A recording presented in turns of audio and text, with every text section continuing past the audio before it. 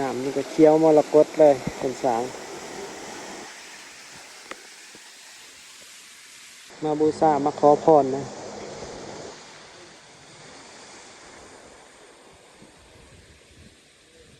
เอ้างงมาแล้วพญานาค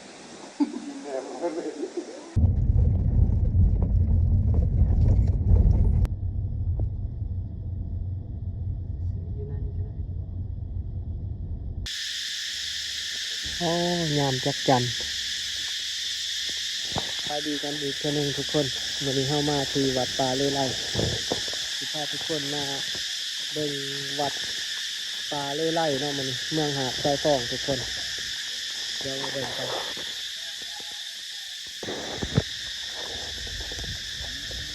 วัดป่าเลไลเดี๋ยวเขามาเบิ่งกันเนาะทุกคนนี่เป็นครั้งที่สองที่เขามาเนาะมื้อนี้ก็เขามาวันพฤหัสวันที่20ทุกคนทางเขาเพิ่นก็มีคันบูชามีคันไหว้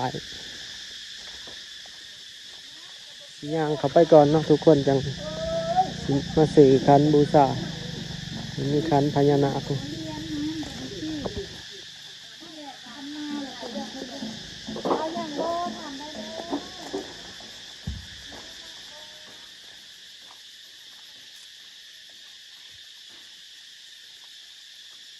นี่เป็นทางเขาเนาะยองพาทุกคนย่างเขาไปเบิ่งเป็นวัดหนึ่งเนาะเป็นอีกวัดหนึ่งที่ว่าดังนะเป็นมีความเชื่อเรื่องพญานาค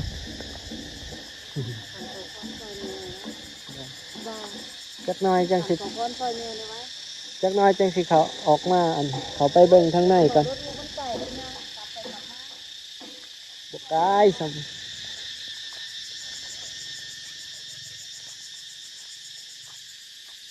ต้นนี้ซิมเพิ่นกำลังสร้างเนาะต้น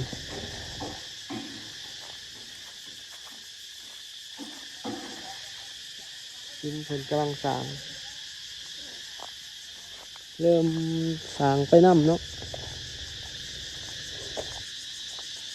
โอ้ยามนี้ยามจักจันทุกคน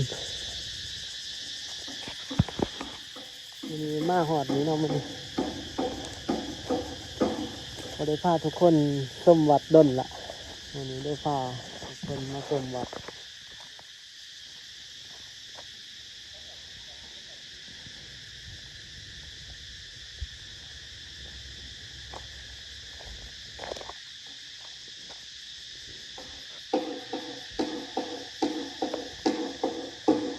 คือว่าเป็นวัดที่ว่ากำลังดังแล้วก็กำลังสร้างช้าเนาะอยู่ที่เมืองหาดทรายฟองอยู่เมืองหาดทรายฟองนี่ก็ถือว่ามีวัดดังหลายวัดทุกคนมาทำทางซ้ายนี่เนาะทางบ้านหอมทินเพียนี่สิมีทั้งวัดธงธาตุวัดน้องคำแสนแล้วก็วัดป่าเล่ไล่นี่เนาะถือว่าเป็นวัดที่กำลังดังเลยเป็นวัดที่ว่ามีความเชื่อเรื่องพญานาคก็อยู่ในคนสื่อศาลาไม้ซักนี่เนาะเป็นเพื่อนไม้ซักเป็นเขาเจ้าโฆษณาขายเนาะอยู่ทางไปทางงอนเป็นเขาโฆษณาขายนี่ลังแบบนี้ประมาณลังละ10 ล้านเนาะ10 ล้านกีบ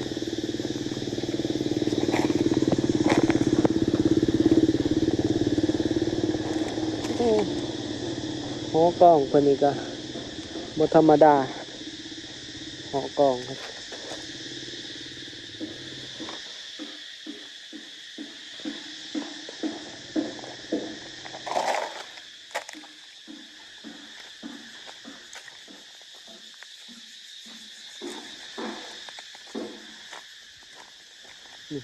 ศาลา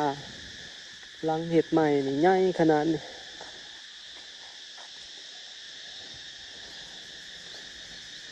มูลค่าหลายตื่อเติบเลย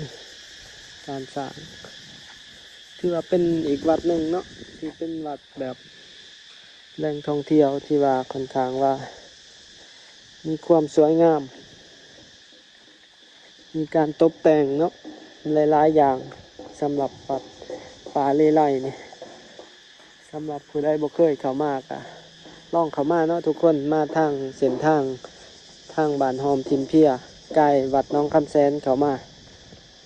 สิมี3 แยกเลี้ยวซ้ายมาทางนี้ทุกคนนี่ทีนี้เป็นก็มี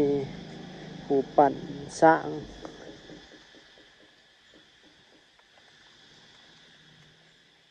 หลายอย่างเนาะที่เพิ่นตกแต่งอยู่นี่เพิ่งไฟ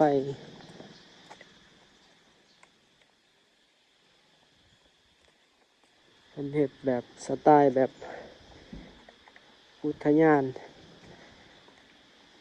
พรมลมลื่นมีธรรมศาสตร์เทียมแล้วก็แถะปนเปกันเดี๋ยวเรามาเบิ่งโซนนี้ก่อนทุกคนเคยเข้ามาเทื่อหนึงแล้วเนาะก็ยังบ่ทันสมบูรณ์ปานใดแต่ว่ามาเทื่อนี้ก็ค่อนข้างว่าอาจจะสมบูรณ์หลายขึ้นนี่ป้ายของเพิ่นทางไปแต่ละบอนไปกราบไปห้องน้ำเนาะก็มีน้ำตกเทียมวังพญานาคผู้ใดที่จะมาไหว้พระหมัดแขนปู่น้ำครูบาเนาะ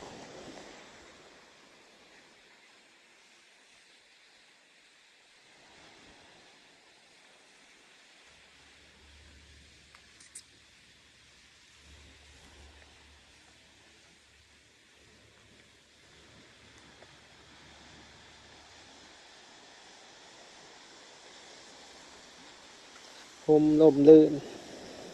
แต่ว่ามื้อนี้เฮามาวันพฤหัสกับคนสิบ่หลายปานใดเนาะมื้อคนหลายนี่ก็น่าจะเป็นวันเสาร์วันอาทิตย์เนาะที่เขาเจ้ามักมาเที่ยววัดมาไหว้พระมากินข้าวปุ้นแจ่วขิงเนาะทางเมืองหาดทรายทองนี่ก็ถือว่าเป็นเมืองที่ว่ามีการท่องเที่ยวทางวัฒนธรรมคือวัดนี่เนาะแล้วก็แวะกินข้าวปุ้นแจ่วขิงนี่เป็นน้ำตกเทียมเนาะที่ว่าเพิ่นสร้างเป็นแบบหินจำลองเลยแบบผ่านเวลาโดนไปก็เริ่มขายคือเนาะเริ่มเหมือนไปก็เริ่มสวยงามขึ้นน้ำนี่ก็เขียวมรกตเลยเป็นสาง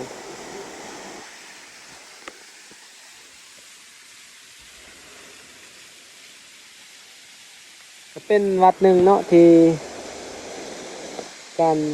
สร้างการเนรมิตหลายๆอย่าง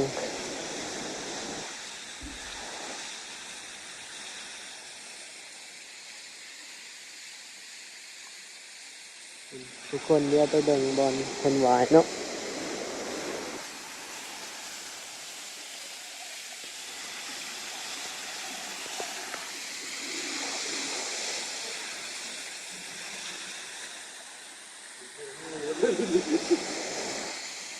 เอ้า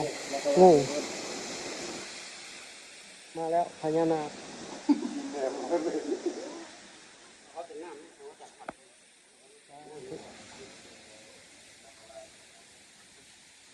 สิเห็นงูเนาะเลื่อยออกมาเมื่อกี้มาเพิ่นก็มาตอนรับเนาะ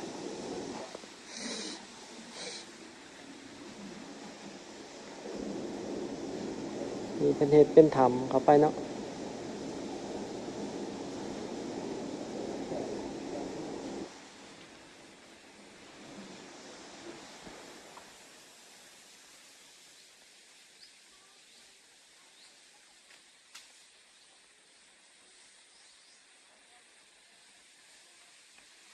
ตัวนี้บอลเพิ่นไหว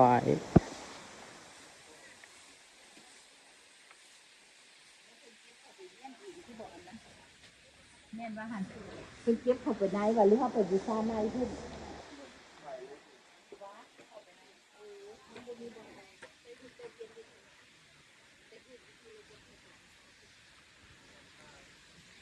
ตู้บริจาคเนาะอยู่นี่ก็มีปลาคาร์ฟโอ้ยหลายขนาดทุกคนเอ้ย จะเต็มซ้าเลยปลาคาร์ฟโอ้ยมันออกลูกน้ำเนาะหลาย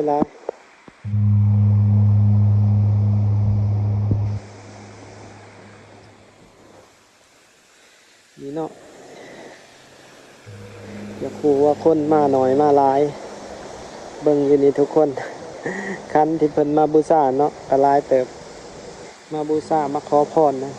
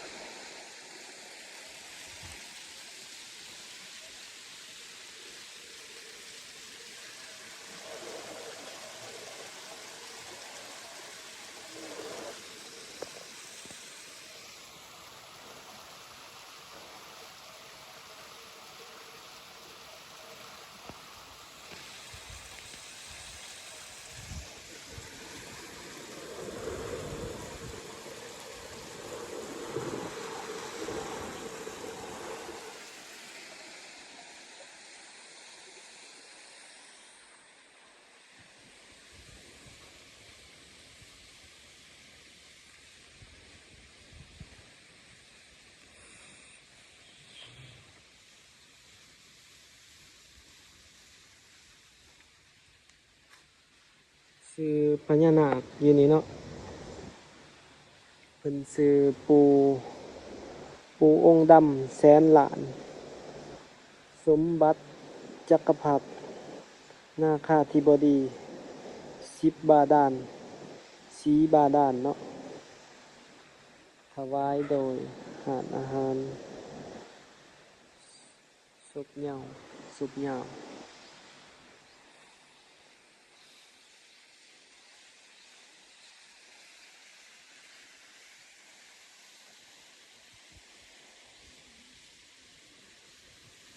เป็นวัดหนึ่งเนาะทุกคนวัดป่าเล่ไร่คือมันมีความเชื่อเรื่องพญานาคมีความที่ประชาชนทางสองฝั่งคลองเนาะมีความเชื่อถืออันนี้มีหูปบูชาเนาะมีหลวงพ่อเดี๋ยวยางส้มอีกมุมทางเลยทุกคน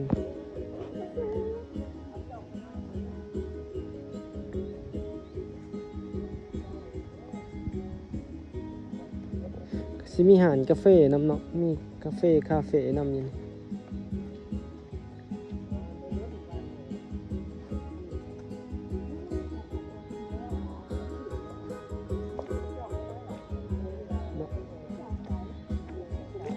เป็นหานคาเฟ่เนาะคาเฟ่ในวัดสไตล์แบบวัดอยู่ไทยเลยเนาะจะมีหลายๆอย่างอยู่ในนี่ก็มีบอนสื่อเครื่องบูชากันเนาะอยู่นี่ก็มีหินเพิ่นสร้างเป็นแบบอุทยานเป็นแบบอุทยานเนาะทุกคนเดี๋ยวยางมาเบิ่งโซนกันเนาะ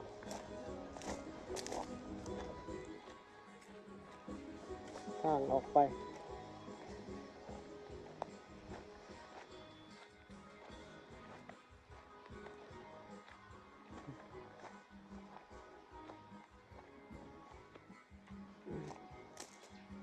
เดี๋ยวมาเบิ่งอุทยานแถวนี้เนาะ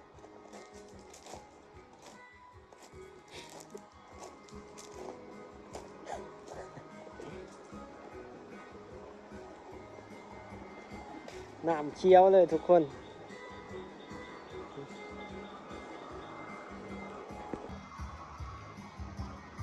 โอ้น้ำเขียวมรกตเลยทุกคน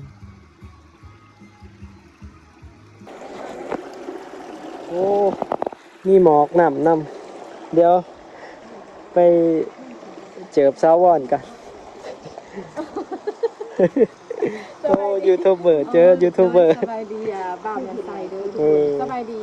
สบายดี FC บ่าวแมนไซเด้อเนาะพอดีมื้อนี้เฮานัดกันมาสถานที่นี้เนาะเพื่อจะแบบว่ามาถ่ายคลิปนำกันนั่นแหละเนาะทุกคนเพราะว่า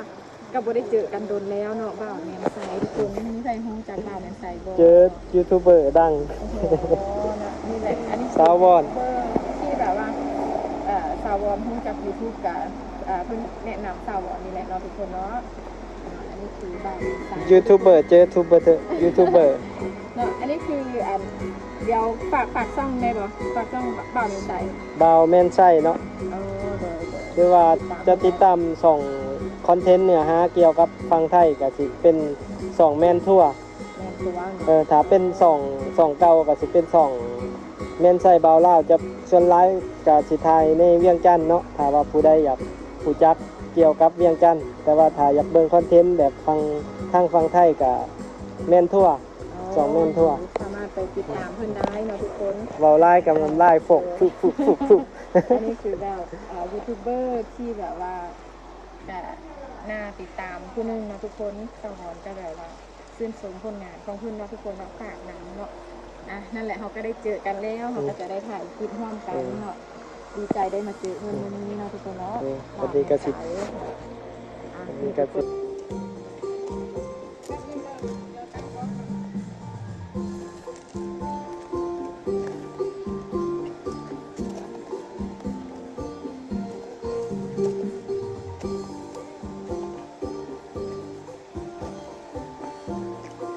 โอ้สวยงามทุกคนโอ้สาวอะยูทูบเบอร์เจอยูทูบเบอร์มานี่ไปต่อเฮา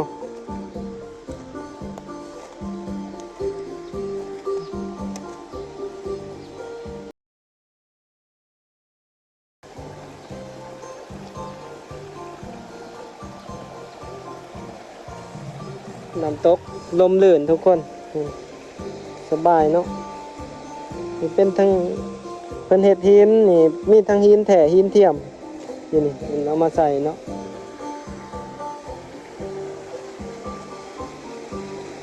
สวยงามทุกบอลเลยบอลนี่ก็มีบอลหวายพระอีกเนาะอุทยานเลยสวยงาม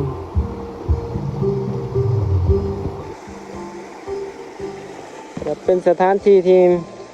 หนามานั่งมาพักผ่อนเนาะมันเย็นสบายห้องน้ำก็สะอาดบอลนี้ก็เป็นบอลไหว้พระอีกจุดหนึ่งทางนั้นเป็นห้องน้ำเนาะห้องน้ำเพิ่นก็เฮ็ดสวยงามแล้วไปห้องน้ำก็มันเห็นห้องน้ำแล้วก็อยากเข้าห้องน้ำสวยงามเลย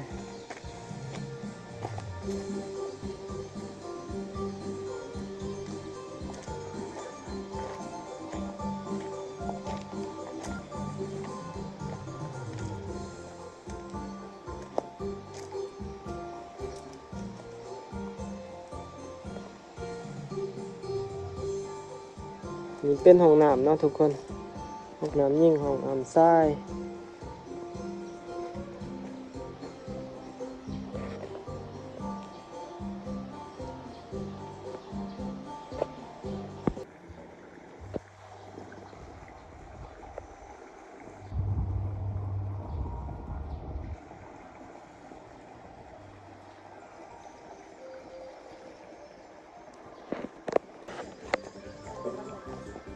อันนี้ขั้นเท่าไหร่80ตัวนี้ อันนี้79คนละอันนี้69 60 นี่ก็69 80อายุเลย 59 แต่อะไรมาแต่หน้า เอา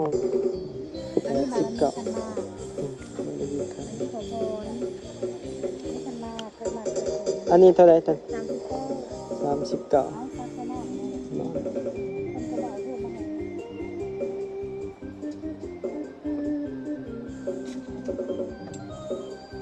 39ลูก อันนี้คัน ร้านมาลัยน้อยเด้อ เอานี่คันหนึ่งนะ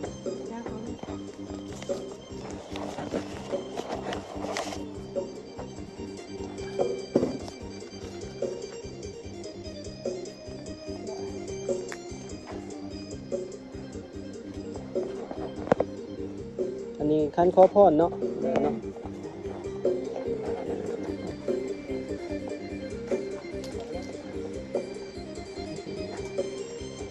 เราจะไปไหว้เพิ่นก่อนเนาะจังพาทุกคนรอต่อทุกคนกะสิมีอยู่ประมาณนี้เนาะสำหรับในคลิปนี้ก็คือว่าได้มาวัดทางเมืองหาดทรายฟองก็คือวัดป่าเล่ไล่เนาะมื้อนี้ก็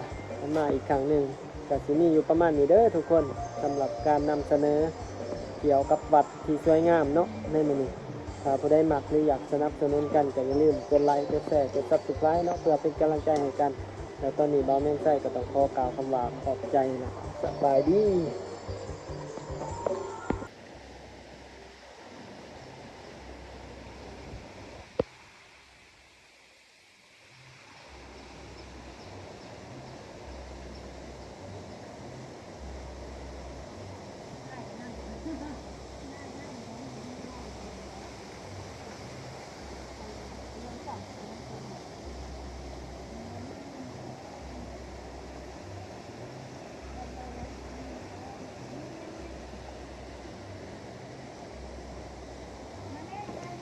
ห้างแข่งทุกคน2 ห้างใหญ่